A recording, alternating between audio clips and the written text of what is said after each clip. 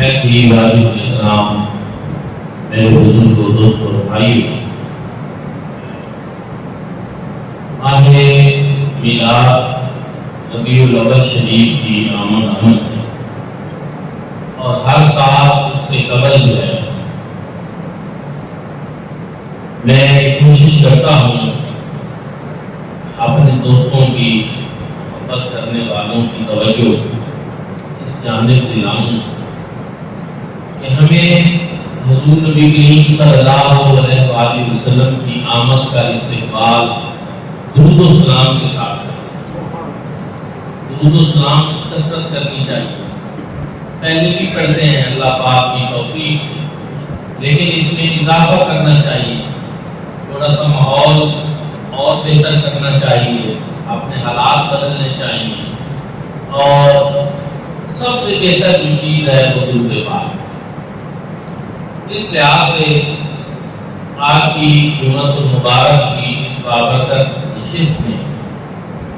درود پاک کے حوالے سے کچھ موضوعات آپ رات کی خدمت میں پیش کرنی ہیں۔ دعا ہے کہ اللہ کریم مجھے صحیح سے بیان کرنے کی توفیق عطا۔ ویسے تو یہ موضوع ایسا ہے جس میں بڑی دفعہ گفتگو ہوئی ہے، لیکن سچی بات یہ ہے کہ ہر دفعہ جب انسان مطالعہ کرتا ہے تو بہت ساری اس کو نئی چیزیں ملتی ہیں اور انسان میں حیرت میں گم ہو جاتا ہے۔ اللہ رب العزت نے اپنے کلام میں کتنی وسعت رکھی ہے، کتنی جامعیت رکھی ہے، اور یہ کتنے وسیع سلسلے ہیں کہ انسان ساری زندگی لگا دے پھر بھی کما حقہ اس موضوع کا احاطہ نہیں کر سکتے۔ اللہ رب العزت نے قرآن مجید فرقان حمید حضور نبی کریم صلی اللہ علیہ وآلہ وسلم کے اوپر درود بھیجنے کا جو حکم ارشاد فرمایا، اس کا آغاز انا سے جو حاقہ درود مشبہ بالفعل میں سے ہے، اور جملہ اسمیہ کے طور پر جملہ کے شروع میں آتا ہے، فرمایا ان اللہ و ملائکتہ، بے شک اللہ اور اس کے ملائکہ یصلون علی النبی، حضور نبی کریم صلی اللہ علیہ وسلم پر درود بھیجتے ہیں۔ اب جو ہے جملہ اسمیہ یہ استمرار کو چاہتا ہے، باقاعدگی کو چاہتا ہے، ہمیشگی کو چاہتا ہے، اور اس کی خبر یصلون علی النبی سے لگائی جو جملہ فعلیہ ہے، اور وہ تجدد اور حدوث کو چاہتا ہے۔ حضور محمد رحمۃ اللہ تعالی علیہ یہاں فرماتے ہیں کہ اس انداز ربانی سے یہ پتہ چلتا ہے کہ جو اللہ رب العزت اور اس کے ملائکہ کا حضور علیہ السلام پہ درود بھیجنا ہے، اس میں کسی قسم کا کوئی انقطاع نہیں ہے،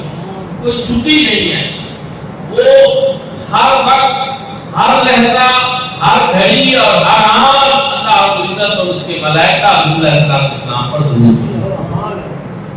دوسری چیز جو اسی ارشاد گرامی میں ہے وہ یہ ہے کہ اللہ رب العزت نے یہاں اپنا اسم ذاتی ذکر کرا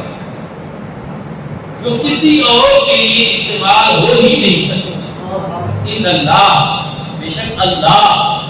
کوئی اور صرف ذکر نہیں فرمایا، کوئی اس میں صفاتی ذکر نہیں فرمایا، اس میں ذاتی ذکر فرمایا جو اللہ رب العزت کے علاوہ کسی اور کے لیے استعمال ہی نہیں۔ پھر فرمایا اور ملائکہ، اور اس کے ملائکہ۔ اب پہلی چیز آپ یہ دیکھیں کہ جناب آدم علیہ السلام کی ایک فضیلت جو قرآن پاک میں جس کا تذکرہ موجود ہے کہ اللہ رب العزت نے جناب آدم علیہ السلام کو ملائکہ سے سجدہ کروایا۔ اس جلود آدم، جناب آدم کو سجدہ کر، ملائکہ نے سجدہ کیا، فسجدوا الا ابلیس، سوائے ابلیس کے تمام ملائکہ نے جناب آدم علیہ السلام کو سجدہ کیا۔ اب اللہ رب العزت نے جناب آدم کی شان اور عظمت کا اظہار کرنا چاہا تو ملائکہ سے ان کو سجدہ تعظیمی کروایا، اور اللہ رب العزت نے حکم دیا، ملائکہ نے سجدہ کیا، لیکن رب تعالیٰ نے خود جناب آدم کو سجدہ کیا نہیں۔ لیکن یہاں آپ دیکھیں کہ جب حضور علیہ السلام کی عظمت و شان کی باری آئی، اس کے اظہار کا موقع آیا، اللہ رب العزت نے ارشاد فرمایا ان اللہ و ملائکتہ، بے شک اللہ اور اس کے ملائکہ یصلون علی النبی، حضور نبی کریم صلی اللہ علیہ وسلم پر درود، اللہ بھی درود بھیجتا ہے اور اس کے ملائکہ بھی۔ رب تعالی اپنی شان کے لائق درود بھیجتے ہیں، ملائکہ اپنے انداز سے درود بھیجتے ہیں، اور پھر آگے مومنوں کو حکم عطا فرمایا تو مومن اپنے طریقے اور اپنے استطاعت کے مطابق درود بھیجتے ہیں۔ سب کی جو ہے درود، سب کا درود بھیجنا وہ اگرچہ ایک طرح کا نہیں ہے، اللہ رب العزت کا درود بھیجنا اور ہے، ملائکہ کا اور ہے، اور ہم انتیوں کا درود بھیجنا اور ہے، لیکن اس سے پتہ یہ چلا کہ اللہ رب العزت نے حضور علیہ السلام کو وہ فضیلت عطا فرمائی جو جناب آدم علیہ السلام کی فضیلت سے بھی بڑھ گئی،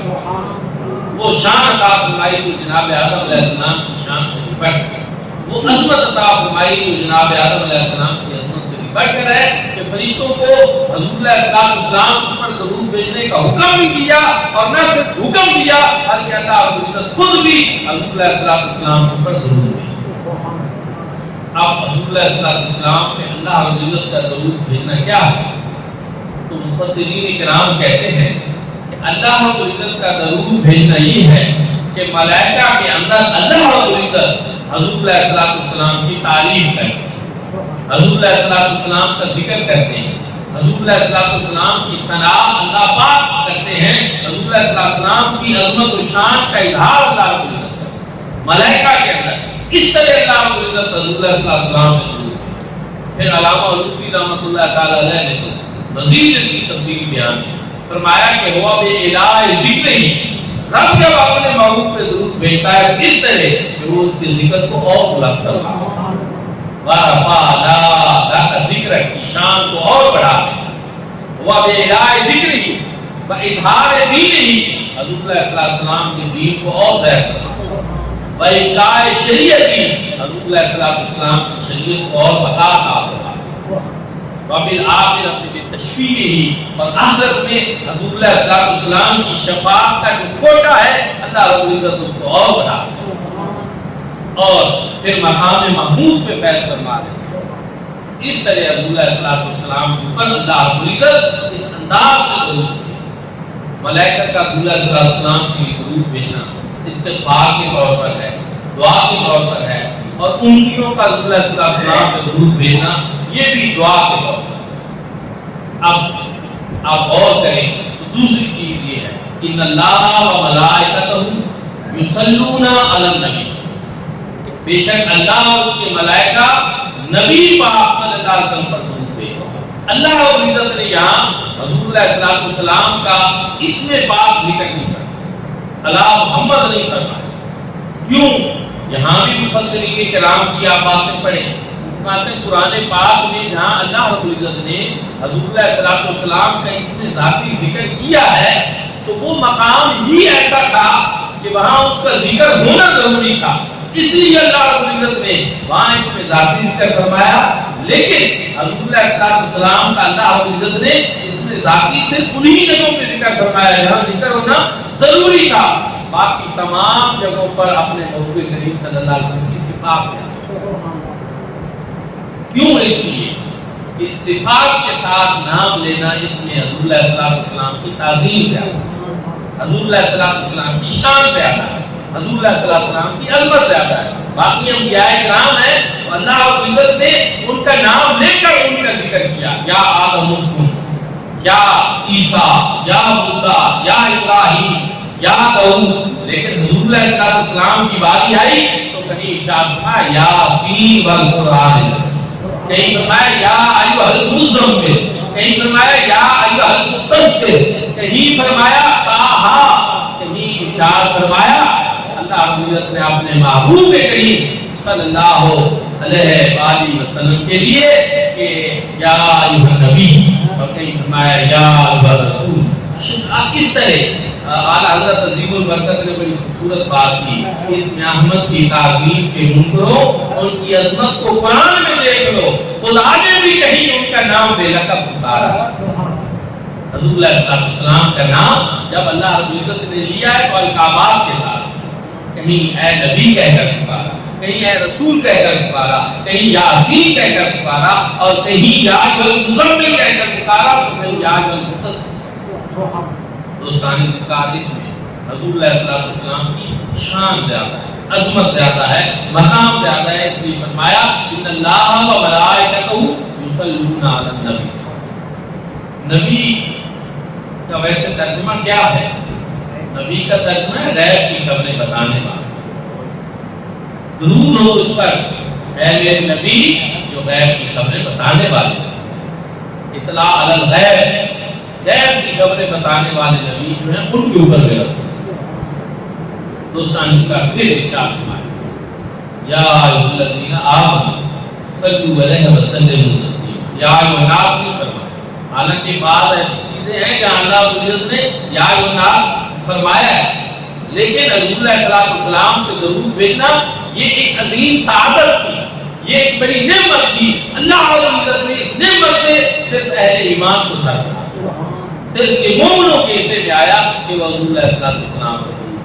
یا ایھا الذین آمنوا صلوا علیہ وسلموا تسلیما۔ حضور علیہ السلام کو درود بھی بھیجو اور سلام بھی خوب بھیجو تسلیماً کے ساتھ۔ اللہ رب العزت نے آگے یہ مصدر لگا کر اس پہ زور دیا کہ درود بھی بھیجو اور سلام بھی خوب بھیجو۔ جب یہ آیت کریمہ نازل ہوئی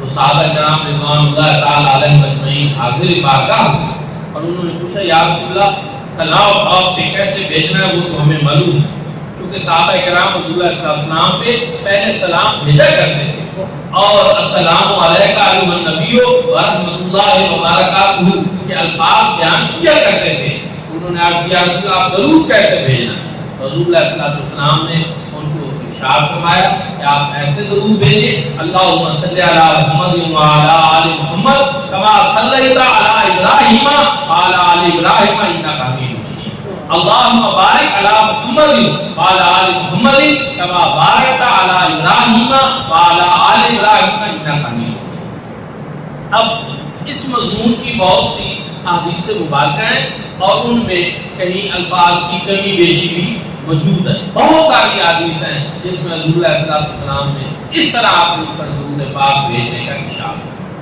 اچھا پھر ایک اور بات کہ کیا درود صرف درود ابراہیمی ہی ہے، کوئی اور درود نہیں ہے؟ تو پھر آپ کو معلوم ہونا چاہیے کہ جو ہماری صحیح سیرہ جن 6 کتابوں کو ہم سمجھتے ہیں کہ یہ حدیث پاک کی باقی کتابوں سے افضل ہے اور صحیح ترین ہے، ان صحیح سیرہ کے اندر درود پاک کے کئی کلمات اور بھی آئے ہیں۔ حضور علیہ السلام نے بتایا، صحابہ کرام رضوان اللہ تعالی علیہم اجمعین سے بھی موجود ہے، اور پھر اگر آپ دیکھنا چاہیں تو صلی اللہ علیہ وآلہ وسلم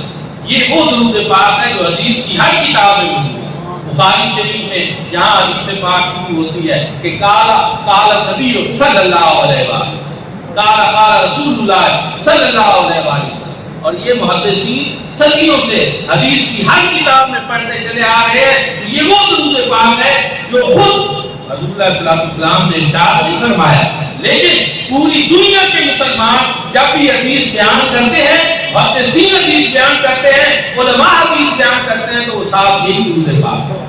تو اس سے پتہ یہ چل گیا کہ درود پاک جو ہے افضل درود ابراہیمی ہی ہے، لیکن اس کے علاوہ اور بھی درود پاک کے کئی سیغے جن کے ساتھ درود پاک پڑھنا وہ جائز ہے، اس لیے کہ اس طرح کے درود پاک جو ہیں وہ ہماری احادیث کی کتابوں میں بکثرت موجود ہے۔ زاد السعید کے اندر مولانا اشرف علی تھانوی صاحب نے ایک فضائل درود شریف کی انہوں نے کتاب، اس کے اندر انہوں نے 40 سیغوں کے ساتھ درود پاک، آپ یوں بھی پڑھیں تو جائز ہے، یوں بھی پڑھیں تو جائز ہے، یوں بھی پڑھیں۔ اعلیٰ حضرت فاضل بریلوی، امام آج کا امام احمد رضا خان فاضل بریلوی رحمۃ اللہ تعالی علیہ سے پوچھا گیا کہ سب سے افضل درود پاک کون ہے؟ انہوں نے فرمایا کہ درود ابراہیمی۔ اب دلچسپ بات یہ ہے کہ مولانا زکریہ کاملی صاحب جو تبلیغی جماعت کا جنہوں نے نصاب لکھا فضائل اعمال کے نام سے، انہوں نے بھی فضائل درود شریف پہ کتاب لکھا، اور وہ کتاب تبلیغی نصاب میں پہلے ساتھ موجود ہوتی، پھر تبلیغی دوستوں نے اس کو نکال دیا اور الگ کر دیا۔ اس کی کئی وجوہات وہ بیان کرتے ہیں، لیکن لوگ ان پہ مطمئن نہیں ہوتے، کیونکہ درود پاک جہاں فضائل ذکر موجود ہے، جہاں فضائل نماز موجود ہے، جہاں فضائل تبلیغ موجود ہے، وہاں چاہیے یہ تھا کہ ساتھ فضائل درود شریف بھی موجود ہے، لیکن بات انہوں نے اس کو نکال دیا، اب الگ چھاپ دیا اس کو۔ تو کتاب تو موجود ہے، آپ اس کو پڑھ سکتے ہیں۔ اس میں مولانا زکریا صاحب نے اصل میں اس کی وجہ یہ ہے کہ اس میں انہوں نے ایک بات چھیڑی، انہوں نے کہا کہ درود پاک کون سا پڑھنا افضل ہے؟ وہ کہتے ہیں کہ درود پاک وہ پڑھنا افضل ہے کہ جس میں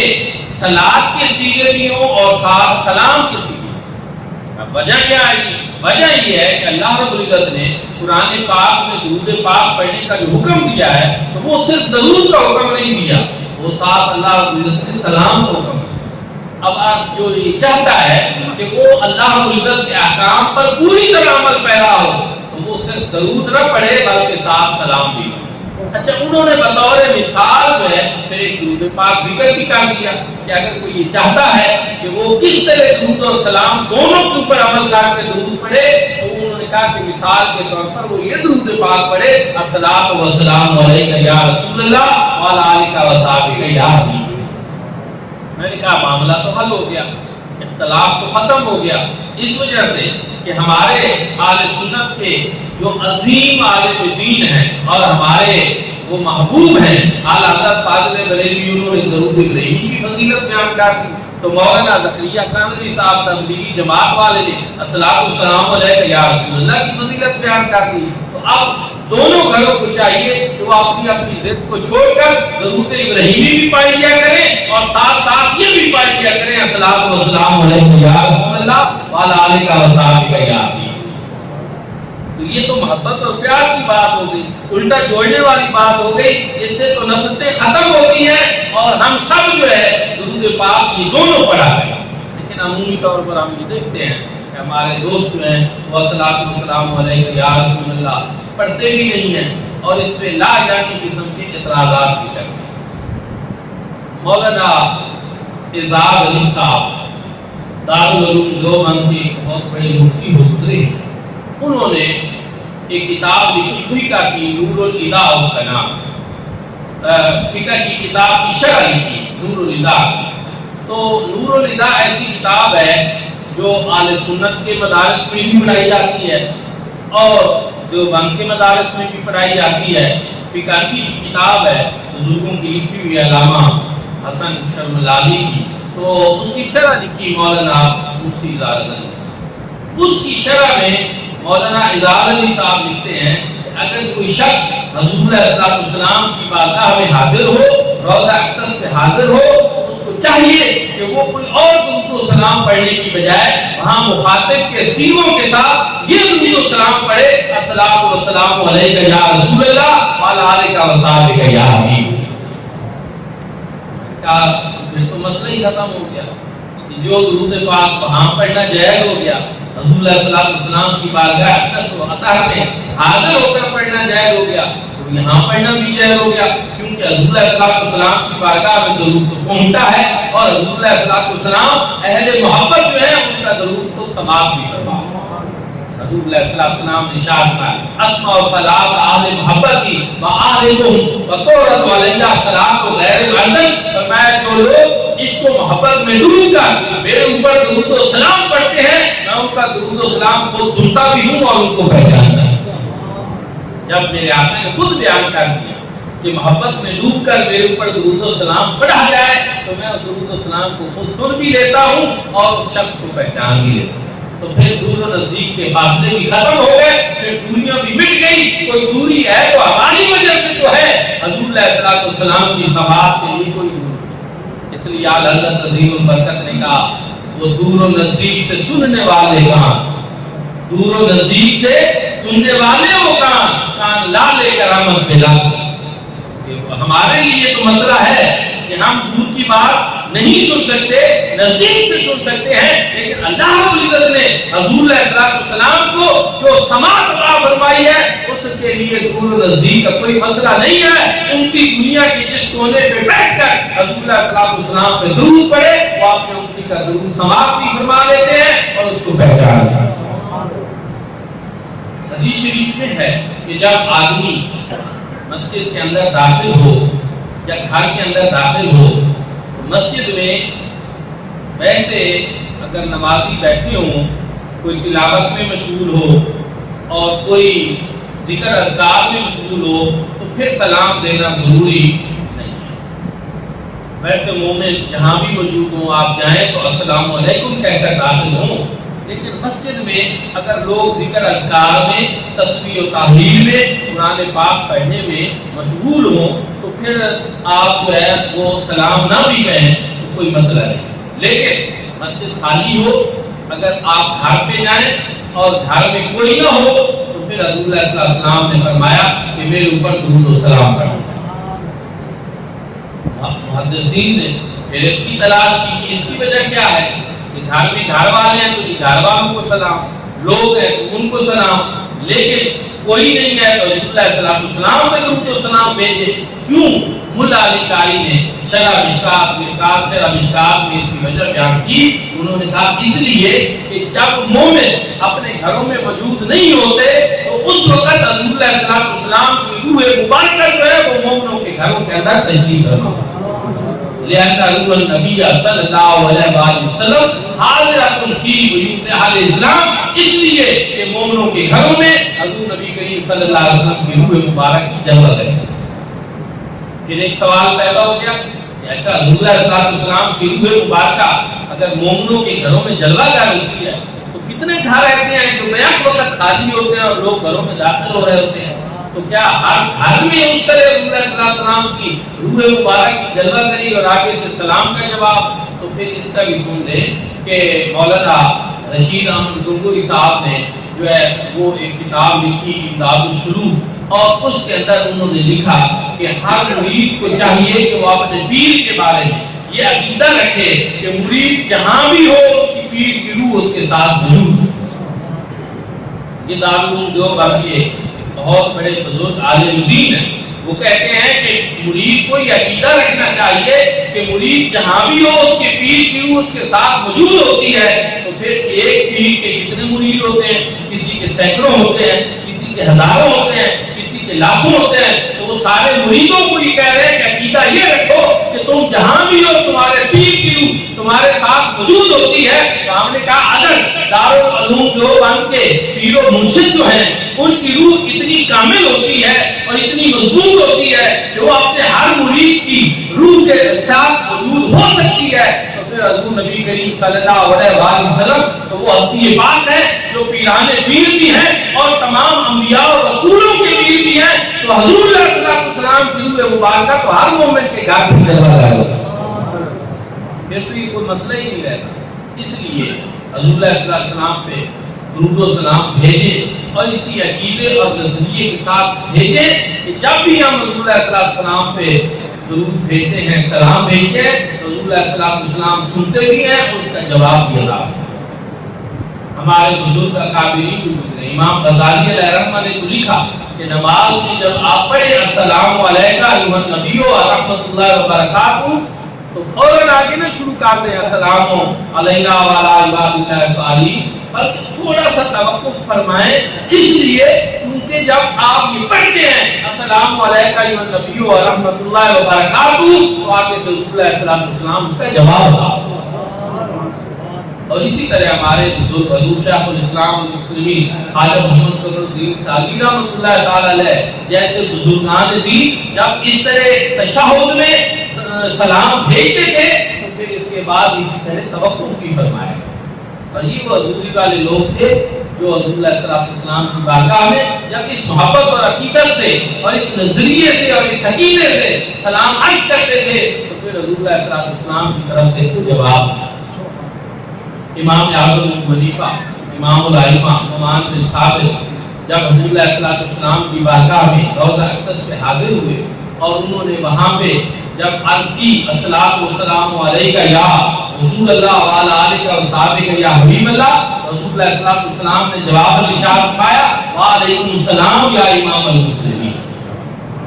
جواب آتا بھی ہے، سننے والے سن بھی لیتے ہیں، لیکن چاہیے یہی کہ آپ اسی عقیدے اور نظریے کے ساتھ رسول اللہ صلی اللہ علیہ وسلم پہ درود و سلام بھیجیں کہ اللہ کے محبوب کریم صلی اللہ علیہ وسلم اس کو سنتے بھی ہیں اور اس کا جواب بھی دیتے ہیں۔ دوستان کی وقار جناب آدم علیہ السلام اور جناب مائی حوا سلام اللہ علیہ السلام جب آپ کا آپس میں عقد ہوا تو حق ماہ کے طور پر جو ہے وہ ان کے ذمہ یہ لگا کہ آپ حضور علیہ السلام پہ درود پڑھیں۔ جب ہمارے باپ جناب آدم علیہ السلام اور ہماری اماں جان جناب مائی حوا سلام اللہ علیہ السلام کا آپس میں عقد ہوا تو پھر ان کے حق ماہ کے طور پر ان کے ذمہ یہ لگا کہ آپ حضور علیہ السلام پہ درود پڑھیں۔ اسی طرح القول البدیع فی صلاۃ علی الحبیب شفیع میں علامہ امام صحابی نے لکھا کہ حضور علیہ السلام نے ارشاد فرمایا، بہت سینے سے روایت کو کئی طرق سے نقل کیا ہے کہ جب بچہ پیدا ہوتا ہے تو 4 ماہ بچہ اللہ جب روتا ہے تو 4 ماہ اس کا رونا اللہ کی توحید کو بیان کرتا ہے، اور پھر جب 4 ماہ وہ روتا ہے تو وہ حضور علیہ السلام پر درود پڑھنے کے طور پر، اور پھر جب 4 ماہ ہوتا ہے تو اپنے والدین کے لیے استغفار کرنے کے لیے۔ فرمایا اس لیے 12 ماہ جو ہیں جب بچہ روئے تو آپ بچے کو مارا نہ کریں، اس پہ ناراض نہ ہوا کریں، اس لیے کہ اس کا یہ رونا جو ہے یہ اللہ رب العزت کی توحید، حضور علیہ السلام کے اوپر درود اور والدین کے اوپر استغفار کی۔ یہ درود پاک ایسی چیز ہے تو اللہ رب العزت اس انداز سے ملائکہ کے ذمہ لگا دی، اللہ رب العزت خود درود بھیجتے ہیں اور اہل ایمان جو ہیں ان کو بھی درود اور سلام اللہ رب العزت نے بھیجنے کا حکم ارشاد کیا۔ ربیع الاول شریف کی آمد ہے، اس ماہ مبارک کے استقبال کے لیے سب سے بہتر یہی ہے کہ آپ اپنی زبانیں ابھی سے درود و سلام کے نغمات سے معطر کریں، اور جو آیت کریمہ میں نے خطبہ میں پڑھی،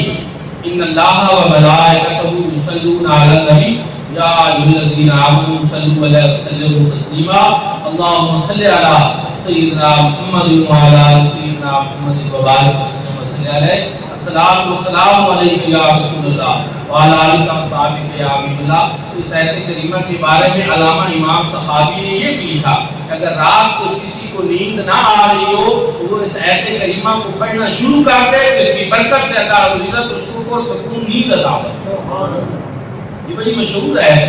اس کو یاد رکھیں، اگر یاد ہے تو پھر اس کو پڑھیں۔ نیند کی گولیاں لینے سے بہتر ہے کہ آپ یہ آیت کریمہ بھی پڑھیں اور ساتھ حضور علیہ السلام پہ درود بھی پڑھیں، اس کی برکت سے اللہ رب العزت آپ کو پرسکون اور پرراحت نیند بھی عطا فرمائے۔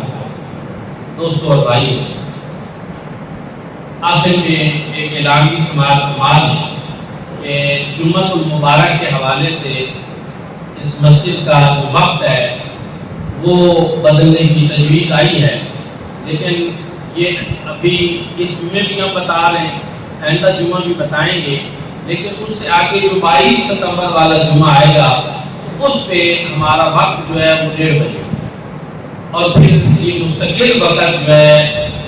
گرمیوں میں سردیوں میں جمعۃ المبارک کا یہ 1:30 بجے وقت، اس لیے اس جمعے بھی بتا رہے ہیں، آئندہ جمعہ بھی بتائیں گے تاکہ کچھ دوست جو ہیں وہ رہ نہ جائیں، ان کو پتہ نہ چلے وقت کا۔ تو آپ سب حضرات کی اطلاع کے لیے ہے کہ انشاءاللہ اگلا جمعہ چھوڑ کر اس کے بعد جو جمعہ آئے گا تو وہ یہاں جمعہ جو ہے وہ 1:30 بجے انشاءاللہ جماعت جو ہے اس کی کھڑی ہو جائے گی۔ تو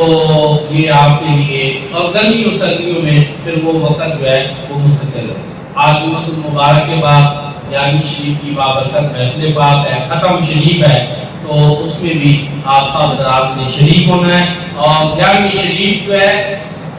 صوفیاء کرام بھی یہ بیان کرتے ہیں، آلودہ یہ بیان کرتے ہیں کہ جب کوئی مشکل حل نہ ہو رہی ہو حضور غوث پاک رضی اللہ تعالیٰ عنہ کی 11ویں شریف کا ختم کیا جائے تو اللہ رب العزت اس کی برکت سے مشکلیں آسان کرے۔ اور یہ بڑے عرصے سے، صدیوں سے یہ لوگ جو ہیں اس پر عمل بھی کر رہے ہیں اور اللہ رب العزت کے فضل و کرم سے لطف اندوز بھی ہو رہے ہیں۔ دعا ہے کہ اللہ پاک ہم سب کو عمل کی توفیق عطا فرمائے۔